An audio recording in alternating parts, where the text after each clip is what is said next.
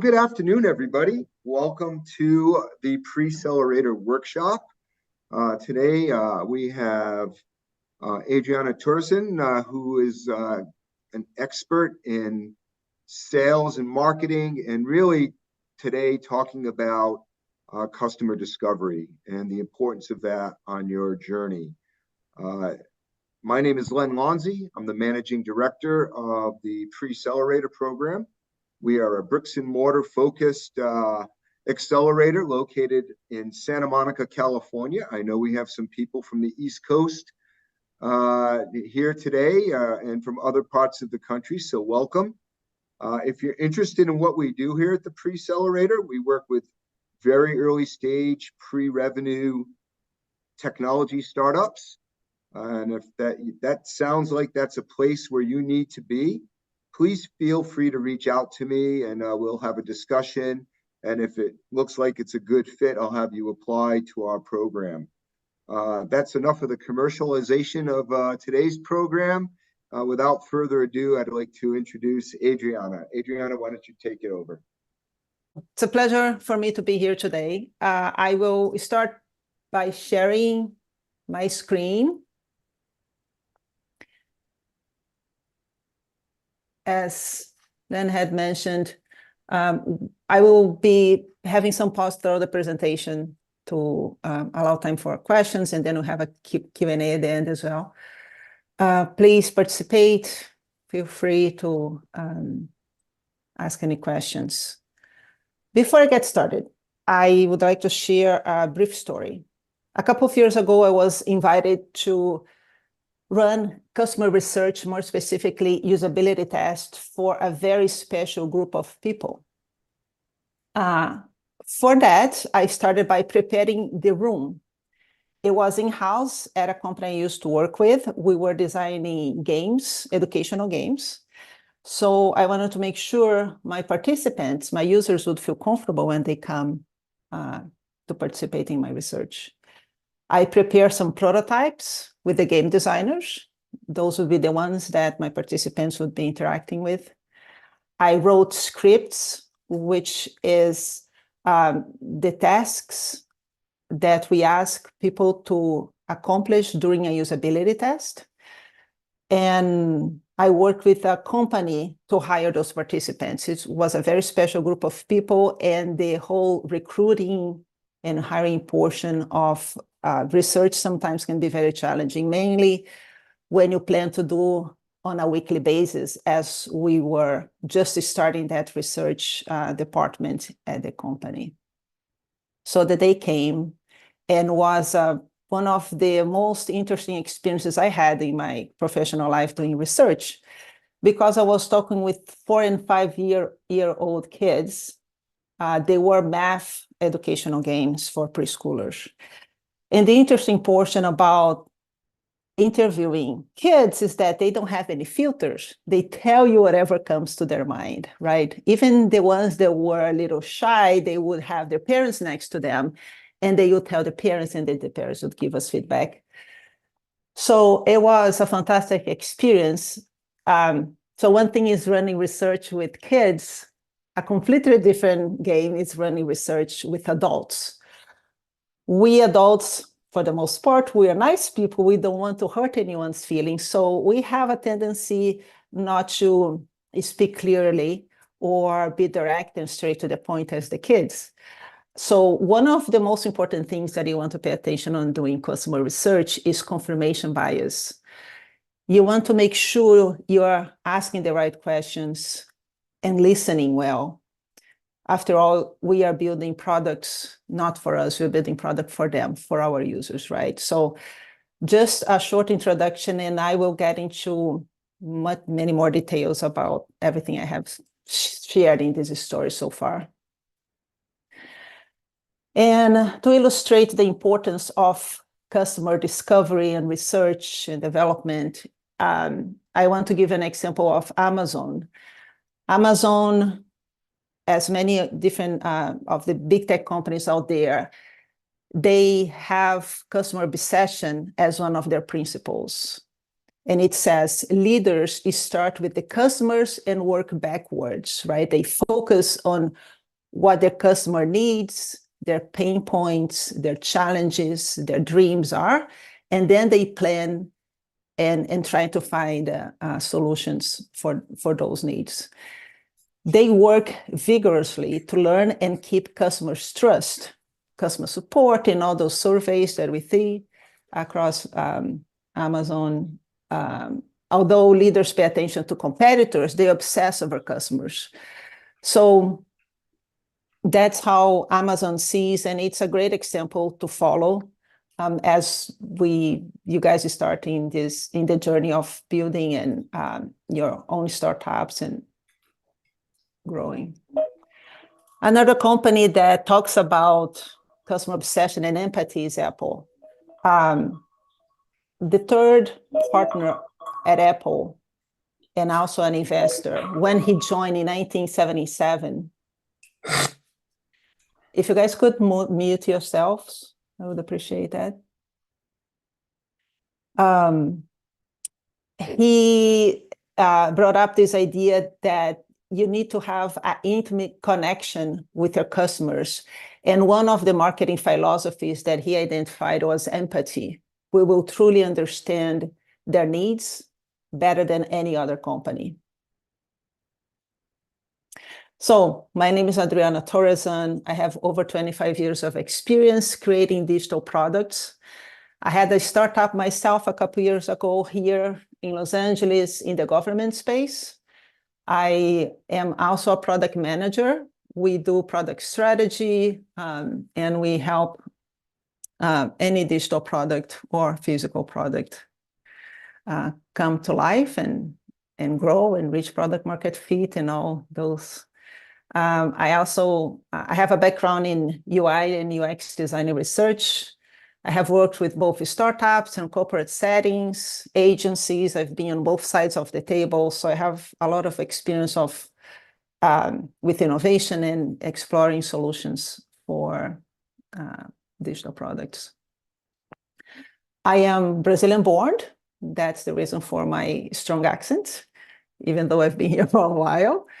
I'm based in LA. I am an independent consulting specializing in product management, UI design, and customer research for early stage startup and innovation teams.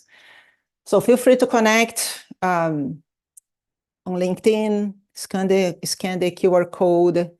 But before I get started into the presentation, I would like to do a quick survey.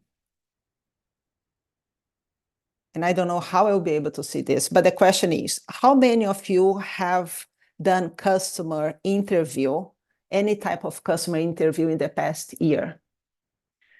How many of you have done customer interview in the past year? If you could raise your hand, share on the chat box,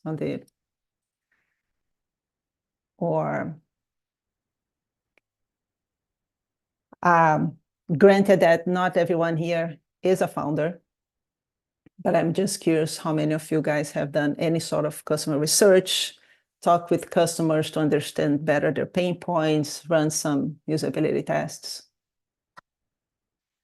Okay, so talk with over 60 apparel store managers and owners. That's wonderful. That's a fantastic number. Farman, thank you for sharing. Okay, maybe 1/3 of the group. That's fantastic. So let me continue here then. I'd like to make a clear distinction between customer research and market research. Customer research is part of market research.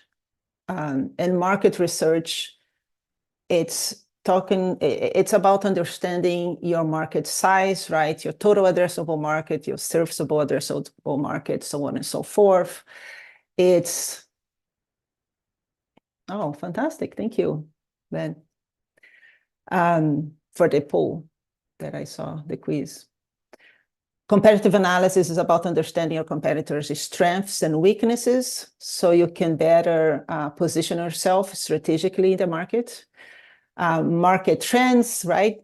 how generative AI will have a play in your company in now or the next couple of years, SWOT analysis. So those are all market research, also very important to understand.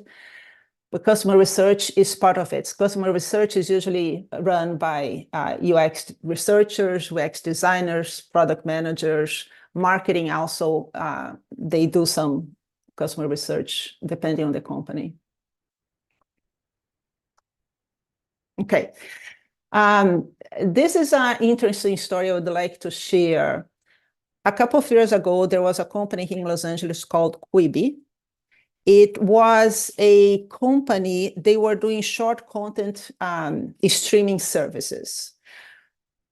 It was founded by DreamWorks founder, Jeff Katzenberg, and he invited, it seems like the former CEO of eBay, if not mistaken, to be the president of Quibi, or the CEO of Quibi.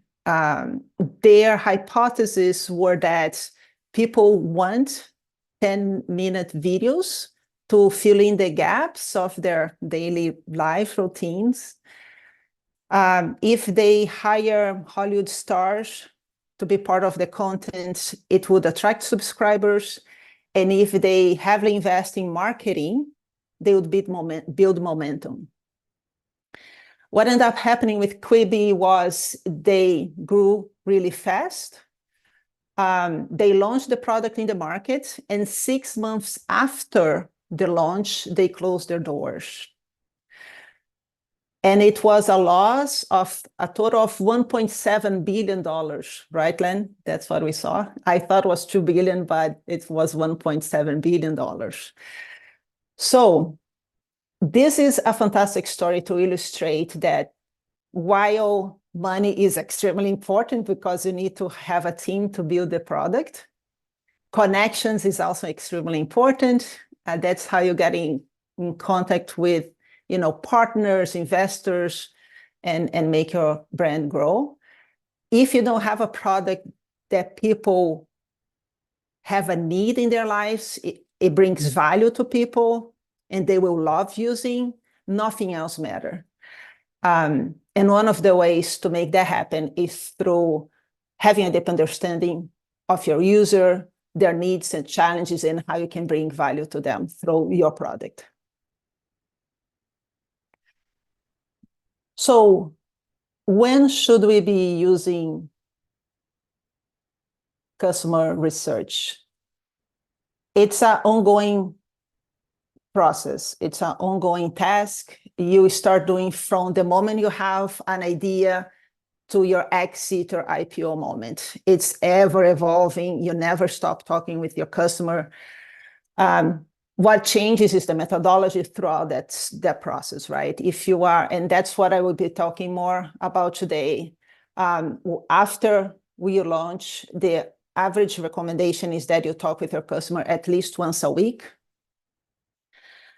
Pre-launch, again, depending on the methodology and what you're looking for, sometimes you go a week or two. That's all you do, and your product team focus is. So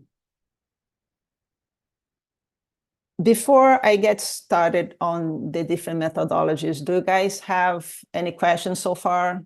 Do you want to bring or raise any story you have heard? If I can go first, what is the key thing that you're looking for when talking to a customer? If there was one thing that you could pinpoint? It depends on the question you have. I will be talking a little bit more about the key methodologies in this presentation, but it really depends where you are at in your development process. If you are just at the beginning, if you have a product implemented but haven't launched it yet, if you have launched, if you have been in the market for a year, 2 years, if you want to, I don't know, expand to a different vertical, to a different market. Thank you. Welcome. So the two main... Someone has their hand up. I think there's another question. whoever Heartbeat Fam Heartbeat is. Fam. Yes, please go ahead. Yeah. Hi, my name is Savalas. I'm from Heartbeat Fam. How are you guys doing? So we've been actually doing some interviewing and some customer research, and we're doing customer research on each one of our products. And we've been attempting to use ChatGPT to formulate some questions. I would like to know if you have any experience in using ChatGPT, if there are any prompts that you've used especially for that, really to dig deep into them, because everyone says, oh, I like this, but we want to dig deeper. Yeah, so ChatGPT, I've heard of, there are some companies trying to use ChatGPT to actually run the research. There are some people exploring that space. In order to create questions, I will share a book that I love that teach and talks about what type of questions you want to ask. Yeah, so I'm not sure if I would use ChatGPT to help me generate the questions specifically. But there is some exploration to be done in terms of you use the ChatGPT to actually run some preliminary research and see what the feedback is, which is, I'm not saying it's a good idea, I'm just saying it's an experiment to run. Okay, thank you. Welcome. Okay. I will go ahead and. So the two main methodologies that I would like to share today that has to do and is very important for early stage startups specifically. One is called generative research, and the other one is evaluative research. The generative research, it's also called exploratory research. We usually do at the beginning of the process, early on, before you build anything, before you build a proof of concept, before you build a MVP. We are basically testing a hypothesis, a problem hypothesis, right? That's the first thing you need to consider. What is your problem? An example of problem hypothesis would be, let me move this here. We believe that our lemonade stand sales are low because we lack visibility on our street, right? That's a very specific problem hypothesis that can be validated or not through generative research. And I will talk about what the types of generative research are out there that we can use. Whereas a solution hypothesis, which is actually the product you're building, right? In this case, they are changing a marketing strategy as their product. And it says, if we set up our lemonade stand at the park instead of our street, we will sell more lemonades because there will be more foot traffic, right? That's one solution to that problem. Another solution for that problem that we could test is if we move our lemonade stand in front of my school, right? If I will move my lemonade stand in front of my, I don't know, dad's work, or if I start a website, or if I do a partnership with another local, I don't know, coffee shop nearby. So there are many different solutions for the same problem. And it's usually done, so the evaluative research is usually done during the design phase as an assessment to make sure the solution has a good match with the problem, with the user needs. So generative research, the ones that you do at the beginning, pre-building any product.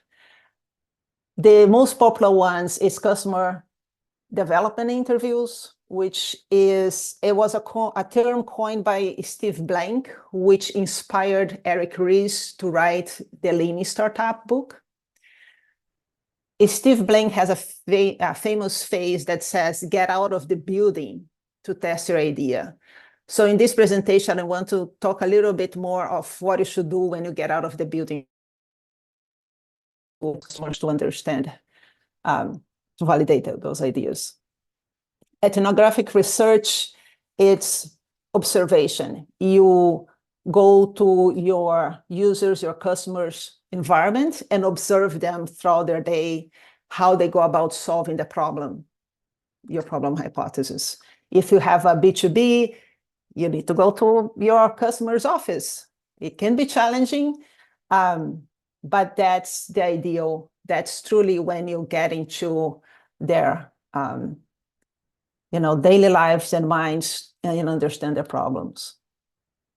Focus group is another very common method used, where you bring a group of people, of your potential customers, and start a discussion about their challenges and needs. The evaluative research, the one that we use to validate the solution, is different. We have two types of those research. One, we call them attitudinal experiments. It's about what people say. This is more qualitative research. Usability testing, it's a very common one to validate those experiments. The research I was doing the kids early on my presentation a couple of years ago, those are usability tests, right? You had a prototype, or you have the product, and you're literally asking them their thoughts and observing how they interact with it. Card sorting, it's another UX methodology where I did not too long ago as well. I was working in a two-sided marketplace where we had a wide range of stores that we need to organize and classify. So I invited some customers to understand what kind of categorization would make sense for them. So that's a card sorting exercise. Participatory design, it's something similar as well. We invite them to give us feedback on the design. And then we have behavioral experiments, which is when we observe what people do. This is more quantitative research, and we can actually count the clicks. Here is when things start getting fun, because you can run some MVPs in different types, like an email, a video explainer, a fake landing page, a concierge MVP, to actually test what people would do with your solution and get validation before you start building anything, right? One famous use case that used a experiment called Wizard of Oz was Zappos. This is Zappos today. A lot of women probably because they're targeting to me.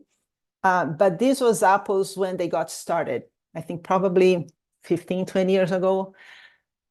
What Zappos did is, instead of building the front end, the back end, operations, and everything in between that they need to, for someone to buy online and get a product at home, what they did is they build the front end. They just build this cover, they allow people to browse, select a shoe, and order a shoe. And then when they get that ordered from their end, they literally went to a brick and mortar store, bought the shoe, and sent the customer the shoe by mail. This way, I don't know for how long they run that experiment, but it's a very efficient way to test if your solution is valid, it's useful for people, right? Because again, building the entire infrastructure, it's very costly. One book that I recommend that has a ton of ideas regarding how to build and test your business ideas is this book. It has a long list. I've mentioned the Wizard of Oz, the concierge MVP, the video explainer. It has several more, and it comes with explanations on how to run them. So I highly recommend to take a look at it. You guys have any questions, thoughts so far? Ideas you'd like to share? I'm gonna drink a sip of water.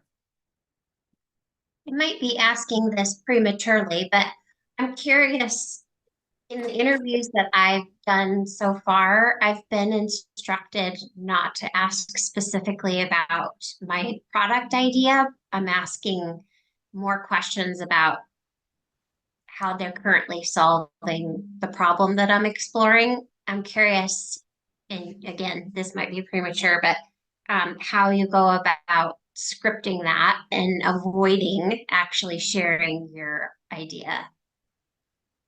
Yeah, I will definitely get into that. This is Sarah, correct? Is this Sarah? Yes. Okay, yeah, I will share. Sorry, I will share more on that in a minute. It comes after this. Slide. We also have But a thank you for question asking. from Savalas again. So Yeah, it could possibly a question or actually some input.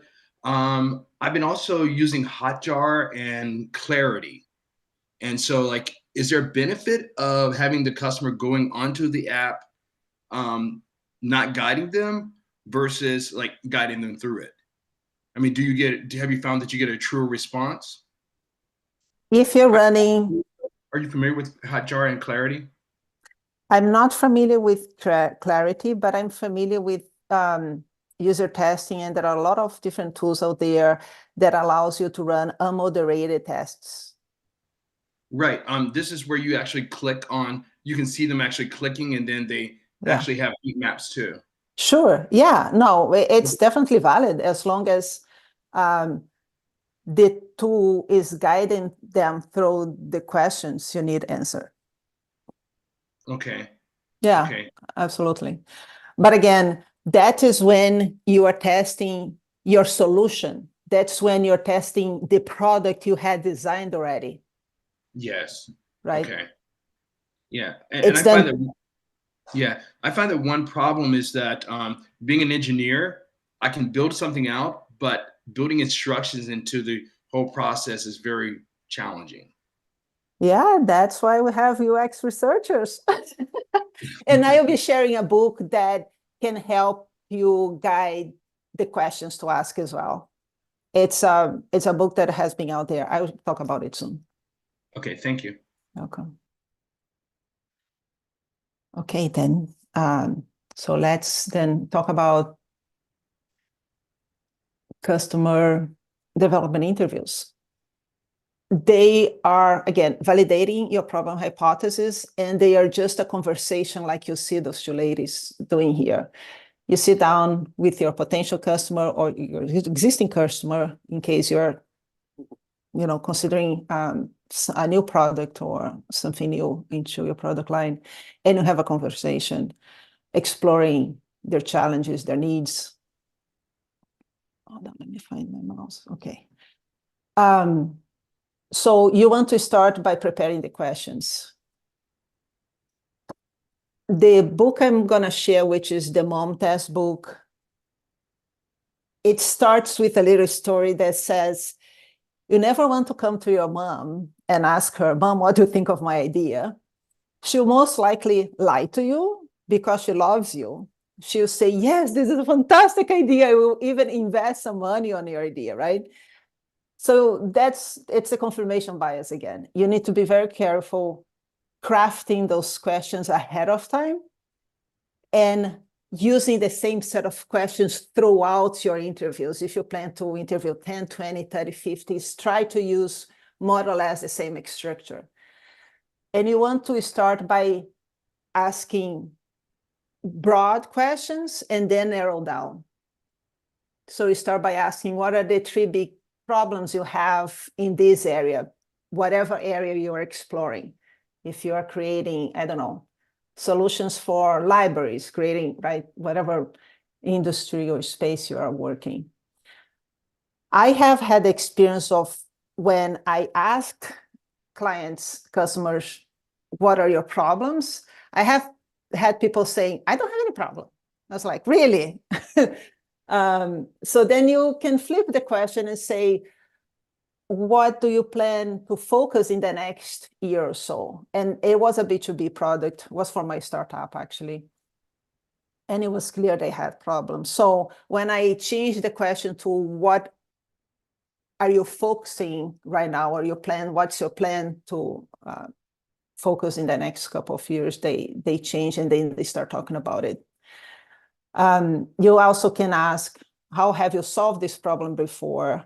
This question is excellent to not only to learn about their problems, but also to learn about competitors. They will usually share with you competitors that you might have no idea that exists. And I know that sometimes when we start implementing, thinking about our ideas, we might think that there's nothing like what I'm doing out there. I don't have any competitors, but I guarantee you there is always a competitor with a solution to the problem we are solving for.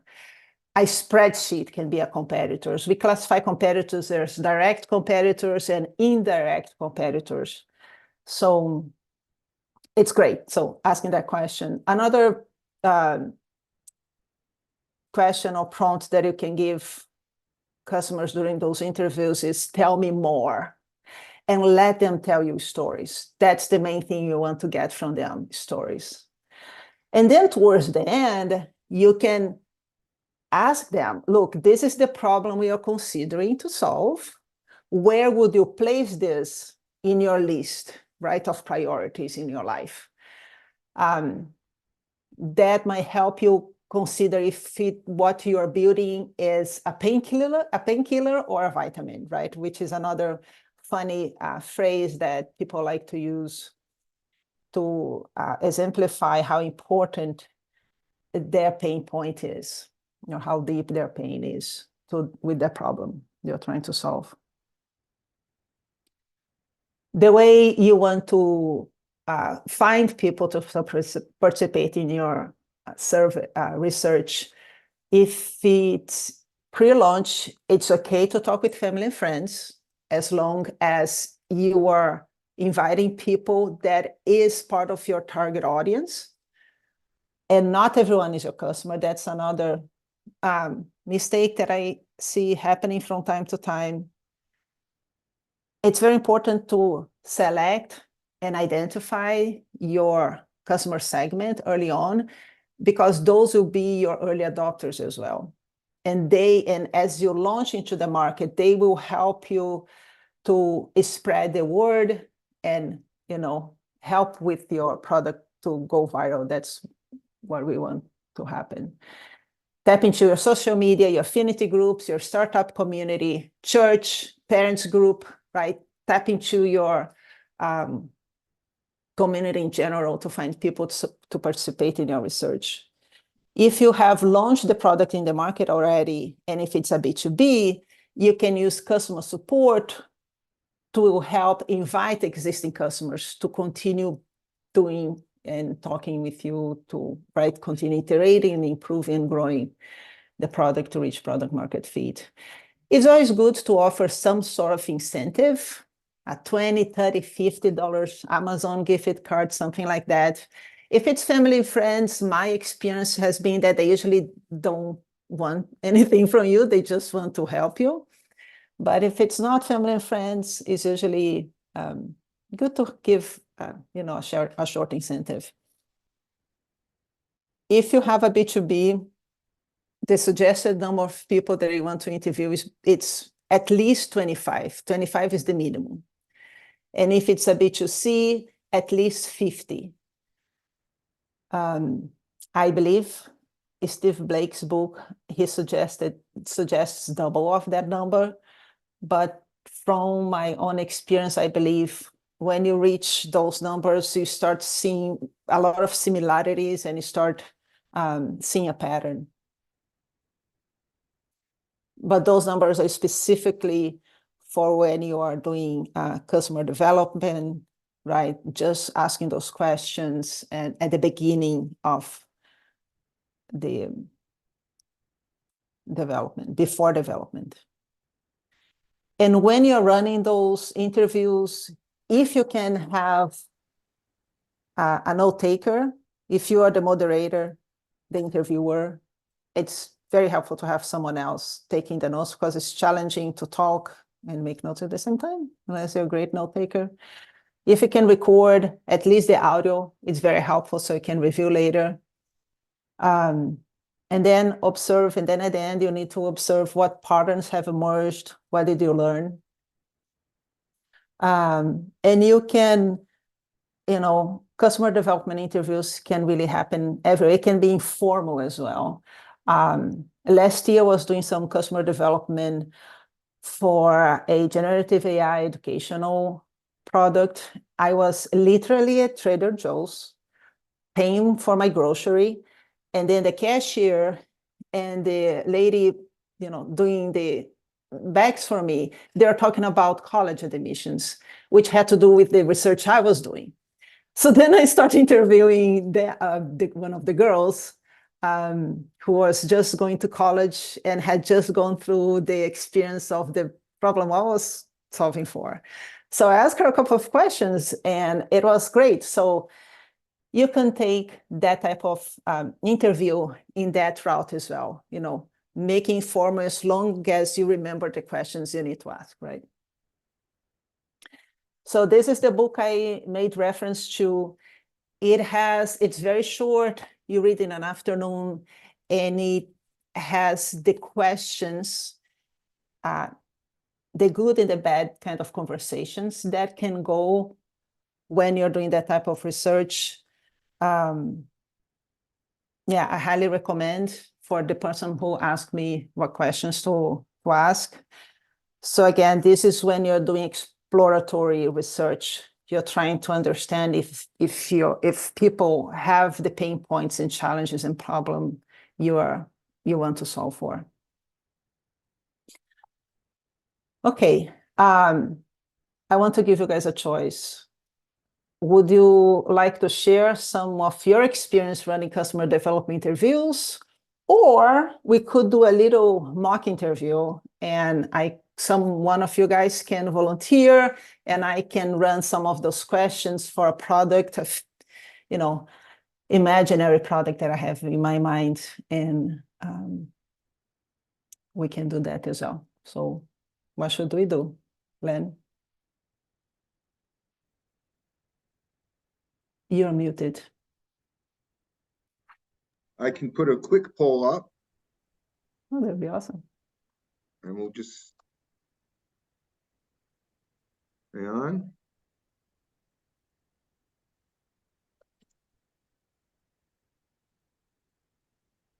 Or we can do both if we have time.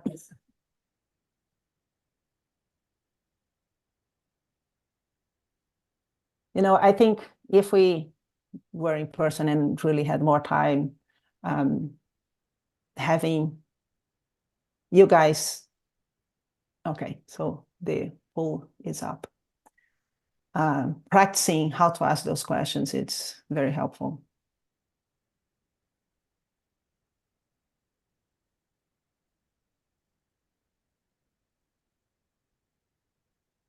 So based on what I'm seeing, in the interest of time, let's start with the mock interview, and then if we have time, we can go and get some people to share. Okay, so who would like to volunteer to be my Am I going to pick somebody, customer? some unsuspecting soul out there that I know? Okay, someone who is interested in traveling. What about that? Someone who's what? Interested in travel. Oh, anybody fit that bill? I'm interested in traveling. Okay. I love international travel. Okay, awesome. Even better. Okay. So what's your name? Savalas. Sabalas. Okay, Sabalas. I wish I could see your face, but let's see. Hold on a second. Sabalas. My lighting is pretty bad still. Sabalas. Okay. No worries. So I will be asking a set of questions. There is no right or wrong answer. I am developing a product, and I'd like your thoughts on it. When you consider traveling, what are the three main challenges you come across? The three main challenges, not really choosing where to go. I would say, I don't know, getting the passport. Okay. Because some places, like when I traveled to India, I had to go through a whole process. China was a different process. Yeah, visas. Okay. That's one. I don't really feel like I have any challenges. I mean, I just like to go. Okay, awesome. Tell me more about the challenges of getting visas and passports. I know I've had to stand in line for China, but I guess India was pretty easy. I got it in a day, Mhm. and I don't know. I guess I forgot some of the parts of it though. Yeah. When was the last time you had to um, get a visa It was to like 7 travel? years ago. Yeah. Okay. I think Turkey you can get them in one day also, so that was pretty easy. Okay. You I just- know personally the Brazil, it's a little picky. It can take some time. Right. China took some. Okay. China. Mhm. And how do you usually go about solving that problem? What do you do to find how to get visas? I just do my research, and also I one other problem I may have is sometimes is when you have to get the shots to go in other countries. Mm, Yeah, okay. you have to go through that whole ordeal. Okay. Yeah, I completely understand that. What about your budget for traveling? How do you go Um, about budgeting and Usually considering I all the think expenses? okay. Usually I think ahead of that, and I would have the budget to travel if I'm planning on traveling. Mhm. Yeah. Tell me about a time when you were successful at doing this, the budgeting ahead of time, and a time when you're not successful. How did you solve for that? I try to budget ahead of time, but I know when when I went to Thailand, I spent more than I was supposed to. So I guess that's not successful. Yeah, And I didn't realize about the ATM fees. Those are crazy. exactly. Those are Yes. painful. And also it happened in Mexico as well. Mhm. Yeah. Yeah, I know it's challenging to Yeah. predict, right, with the different currencies and different locations and countries. It And the can be. charges they put onto your account to make the I guess for the exchange Okay. fees. Okay. Okay. That's awesome. Those added up. Okay. So I'm going to pause the interview now because I don't think we need to spend a lot of time. I think there was enough to exemplify how we can run that type of research. I wanted my product, so I'm not doing the interview anymore, okay? um, I wanted to build a travel solution that helps with better planning and better for people to better come up with their budget and prepare ahead of time to be able to do the international travels that you do that can be more expensive as well. So did you guys see how I let him talk about his main problems, but I slightly started to take him towards the area I wanted to solve by guiding a little bit how towards the money problem of the whole traveling expenses and planning. Yeah, that's pretty much how you can do those type of researches. It's not challenging at all. It just takes a little bit of practice. And once you get the hang of it, sometimes you can invite someone else to observe you doing the interviews so they can catch if you're leading someone towards to answer what you're looking to answer or not, you're looking to get the answer for. Okay, do you guys have any thoughts before I continue the presentation? And it's 12:50 already. Maybe I should move on. Move on. So would I be a customer or would I not be a customer? I didn't dig deep enough, I would say, in our conversation. Those conversations usually last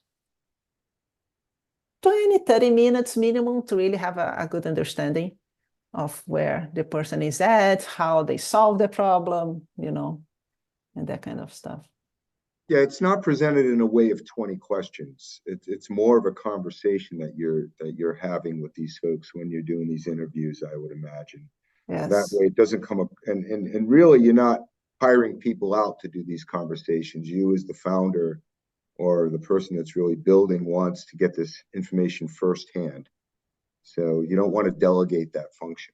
That's very much true. Ideally, you don't want to delegate that function. However, because it can be time consuming, like I was working with a customer last year, a client last year, that she had another business. So it was very challenging for her to do that kind of research. So she hired me to do the research, but I made sure she was part of some of those interviews. And that's important for the founder to be listening firsthand and getting that first experience and listening from the potential customers what their feedback. And Ben says he's found probing questions to be very powerful. Okay, awesome. All right. So let's talk about usability tests now, which are the type of research we use to validate the solution, the product we're building. So during usability test, you can do with paper prototype, as you see on the image here on the left. It's literally sketched on the paper on a piece of paper. And you create several of those pages, people click on it, right? Pretend they're clicking with their finger, and you flip the page. And this way you have a sense of what the user's feedback will be with that product. You can create low fidelity prototype, which is created with wireframes. Wireframes are black and white layout of the pages you want to have in your product. And you can create prototype with they are high fidelity, which have the final visual mockups, color, and the final polished look and feel. They can be interactive, not interactive, and they can be your actual product. Maybe you want to redesign a specific section. We can also use that. You want to prepare the script ahead of time. You want to ask people to speak out loud while they're going through every step and page of your prototype. You want to remind them there is no wrong answer and give them a couple of tasks. Tasks would be, if you're building a e-commerce, you ask them to select this book, put in the shopping cart and pay. So that's a complete task. It can be moderated. Someone is running and guiding them in person or on Zoom. And it can be unmoderated by using one of the tools that someone had mentioned before. User testing is one of the oldest, most popular tools that you can do moderated and unmoderated tests. There are many, many others in the market. But you can use Zoom as well and record, taking notes, AI note taker, and this kind of stuff would help as well. Similar to the customer development interviews, if it's pre-launch, you can, feel free. I suggest tap into your family and friends, local communities, offer an incentive. Now, the amount of participants is very different. In usability test, after you speak with 5 and 6 people, you start seeing a very clear pattern on what's working and what's not working. And how to run and evaluate is very similar as well. Having a note taker besides the interviewer, it's helpful recording and then observing and analyzing the patterns and what you have learned. This book, it has a set of, it's a great guide to help come up with the script for usability tests specifically. So I highly recommend taking a look. The Steve Portugal have been doing that for a long time. So it's a great guide. And they just released the second edition. So what's the most surprising insight you guys have had or have gained from customer research? Would anyone have anything to share? I'm curious. So Adriana, Foreman, well, I'm going to pick on you to answer this question because you in chat, you said you've spoken to 60 potential customers. Anything surprising in that exercise? Yes, can you hear me? Yes. Mhm. Awesome. Our challenge was actually finding the decision maker. That was the biggest challenge. Because we went to stores, me and two other co-founders, but most of the time staff was in the store. But around like 10% of the kind of people we've interacted are store owners that could make any decisions. That was I'm not sure if it's insight or challenge that we figured out. It didn't work well for us, but when we actually met decision makers, that was great experience because they're open-minded. You know, first we started commenting about the collection of clothing they have in the store, and then built a little bit of kind of rapport, if you can call it that way. Then we just started like asking like general questions, saying like, hey, do you guys have like local deliveries? Because if I order it online, how fast can you deliver it to me? Maybe it's more specific. For us, it sounds like, you know, more general, because our specific question would be, which app do you use and how much do you pay for local delivery? Mhm. I hope it wasn't too long answer. No, it Thank you, was. Foreman. I appreciate Sure. that you could come up with that. Sure thing. I mean, I have like many other things to share, but in a nutshell, that was our experience. Yeah, if you're doing a B2B, that can be the challenge, getting a hold of your true stakeholders and connect with them. But I would say the same way you have challenge connect with investors, and you know the answer is networking, or right, networking can also be the answer to get a hold of your stakeholders. There is always someone that can introduce you to someone else that might know the stakeholder you're looking for. I agree. I have actually a quick question. You did mostly B2C kind of surveys, right? When you did B2B, did you go to like some kind of platforms to find potential customers? Because it takes so long, you know, to reach like 10, 20 people. If you just keep going to events, you know, asking people to introduce you. Do you have any hacks by chance? Yes, I think one of the answers is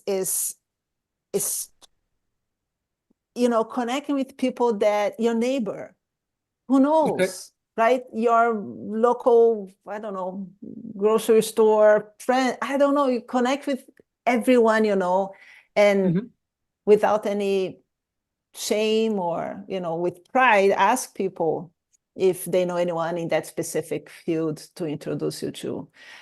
What I have seen in the past doing, once I joined an early stage startup, the founder had hired a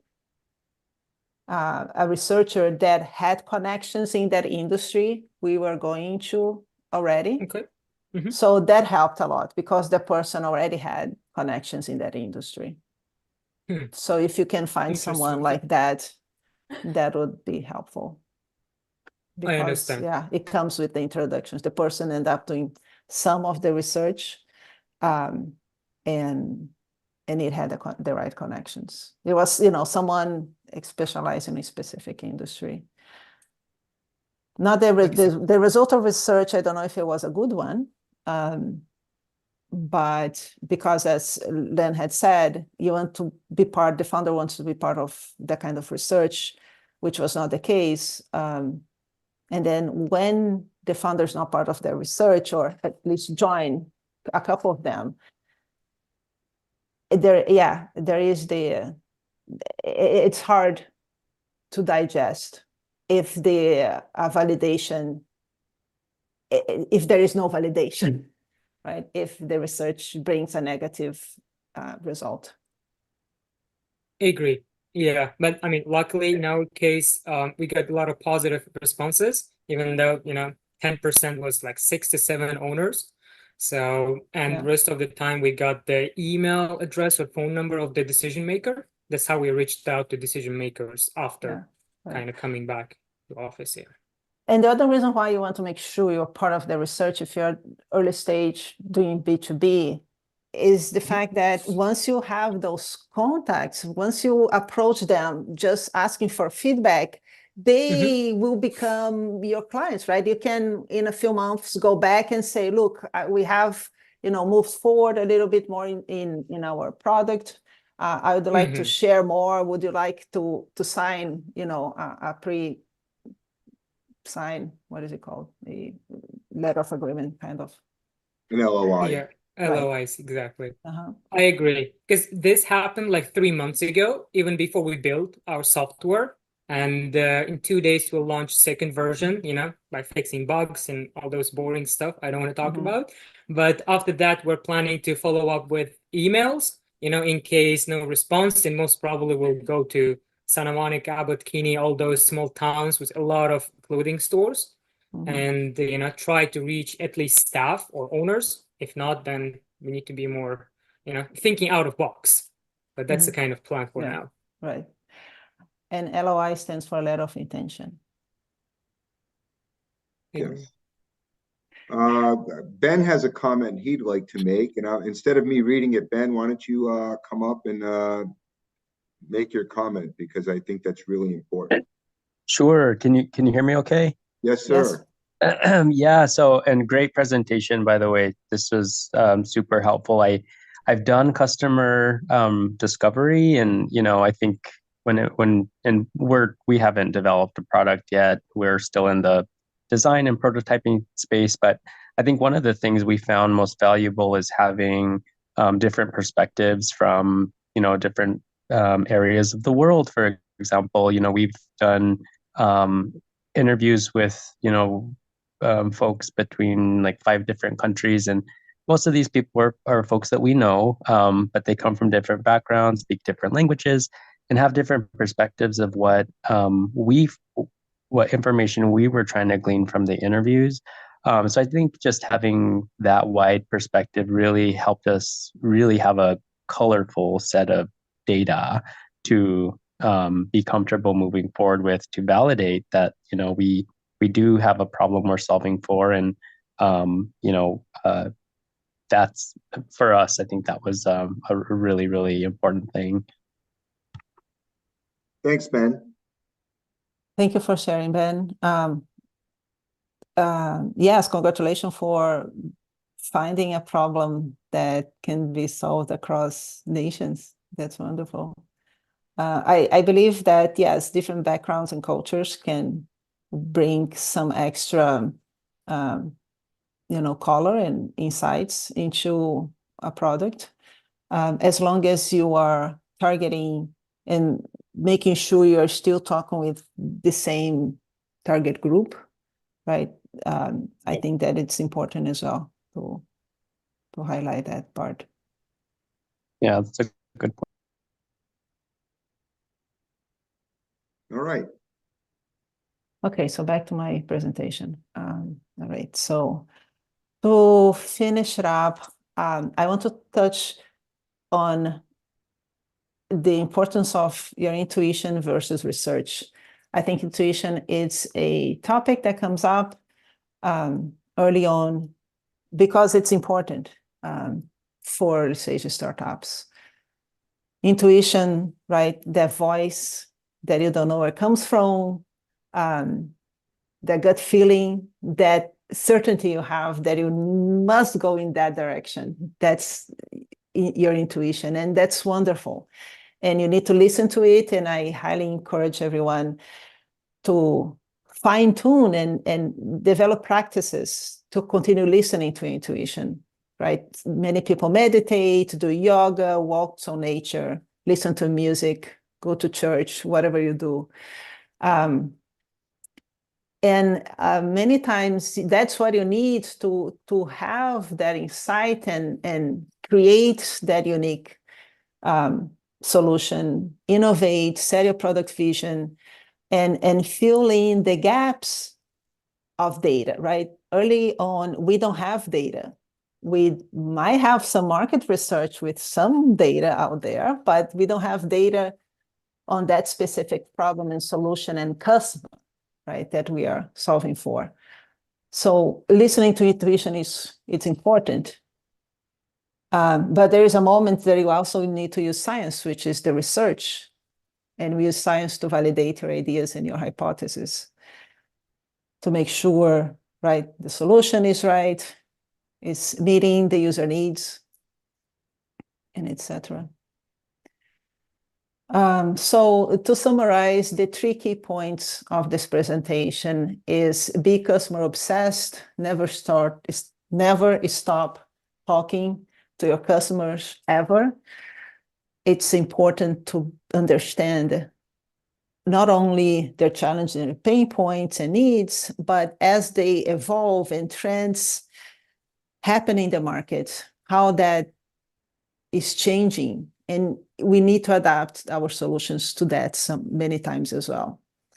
If I can make a comment on that, please, yeah. Adriana, just make sure you define very clearly who your customers are and what determines that subset to be customers.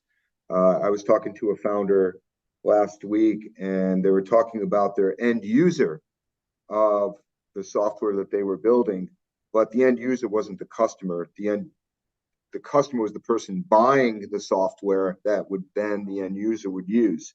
So you can talk to the end users all you want, but if the people that they work for aren't willing to buy, you're not going to get the best feedback. So you're really going to make sure you're talking to a decision maker on the buy side of whatever you're building and selling.